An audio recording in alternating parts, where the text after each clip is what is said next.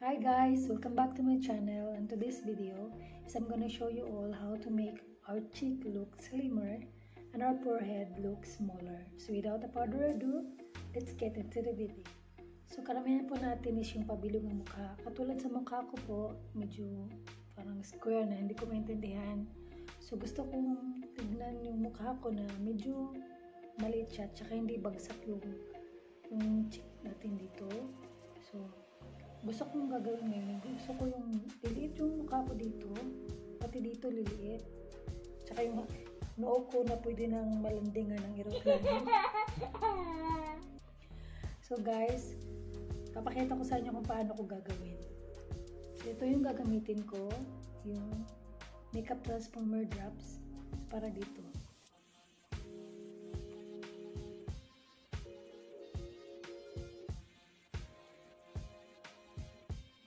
So, gagamit po tayo ng platin na brush. Ito po. So, platin na brush. Ang gawin natin is dito po natin nalagay sa may gitna ng tenga natin. So, doon natin nalagay. So, yan po. So, medyo nahirapan ako. So, sa salamin nahirapan ako sa salamin. So, ito siya sa may gitnang tenga natin. Yan. Tanggalin ko na lang yung salamin. Ito po. Yan, sa may babang cheekbone natin. So, yan, lalagay ko. Yan. So, napansin nyo po, is nilagay ko sa may gitnang tainga natin. So, hanggang dito. So, para po talagang yung cheek natin is hindi siya makapabilog dito. So, gagawa po tayo ng parang moon shape dito. Parang illusion siya na yung cheek natin is hindi siya mapabilog. So yung gagawin natin. So hanggang dito. So yun ang gagawa tayo ng moon shape. So parang ganyan. Ganun po. Yan. Tapos ganun. So after that, i-blend lang po natin. So i-blend natin. Gamit itong brush, i-blend natin siya.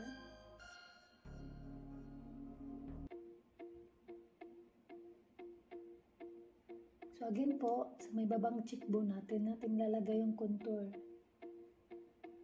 So ang gamit ko ngayon is liquid drops. Ayan. So yun na nga yung moon shape, huwag kalimutan.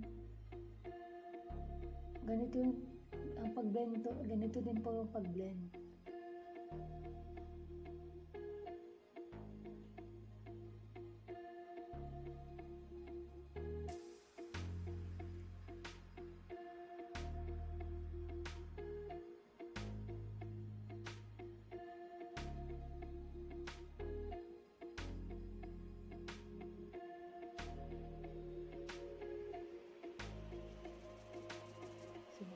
Diba kung nakita ninyo parang iba yung shape na dito sa bandang dito.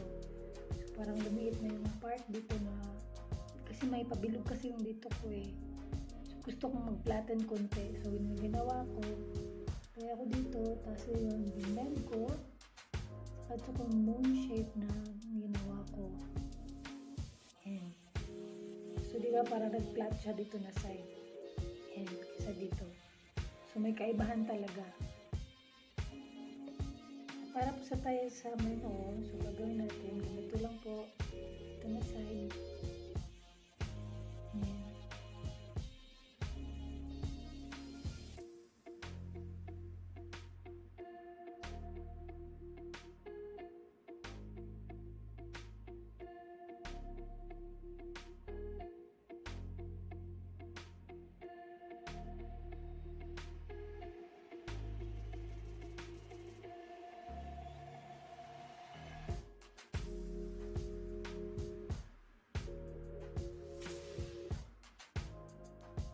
Yan, lagay ko natin konti dito.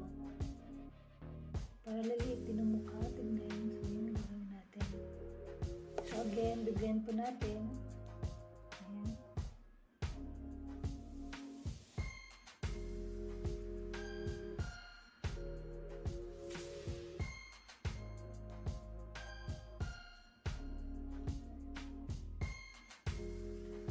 So, ito po yung part na nilagyan ko ng contour.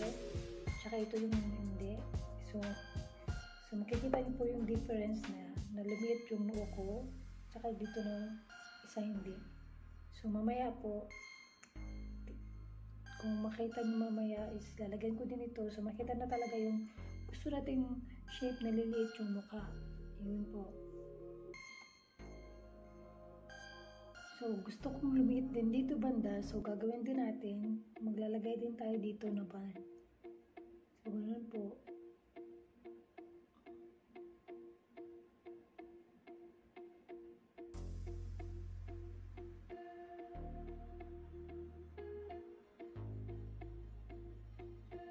Ayan. So, again, blend din again. Pababa po ang blend niya.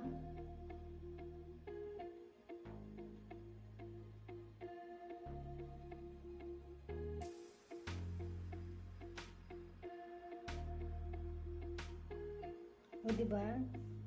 Lumit na rin dito banda ko. Kumpara dito. So, ito yung part na nalagyan ko na ng contour.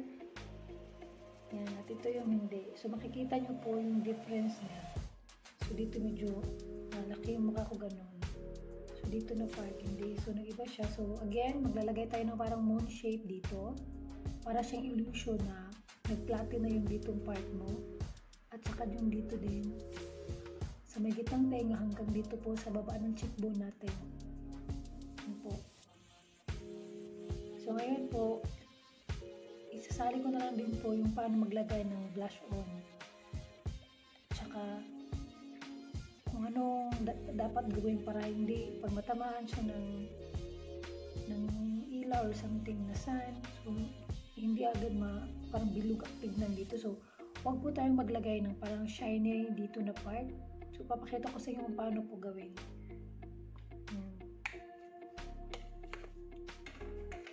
So, gagamit po tayo ng Vice Blush On. Ayan po.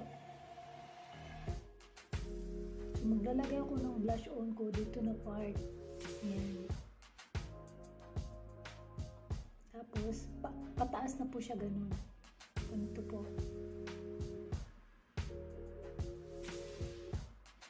So, may cheekbone natin.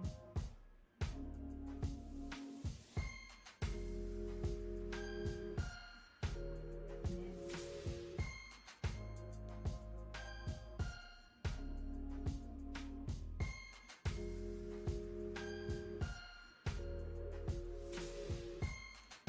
Ayan po.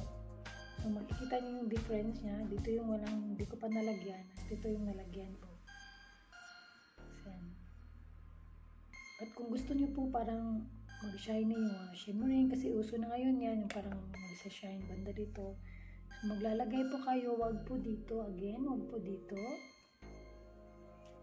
Ito po yung gagamitin natin na product. So, dito po tayo maglalagay ng shiny banda. Dito po. Dyan po banda maglalagay ng pang shimmer. Hindi po dito. Dito po.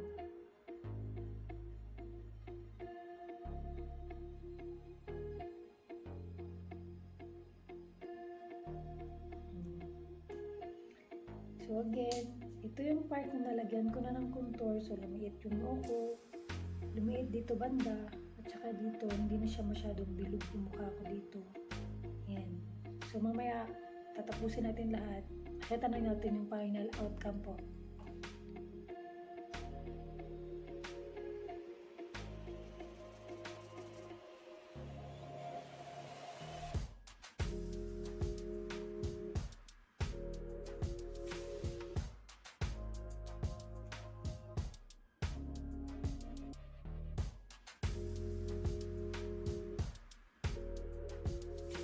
That's for today's video po. Sana nagustuhan po ninyo at itry po ninyo kung paano maging slimmer yung cheek natin at saka yung dito nating banda at saka sa noo.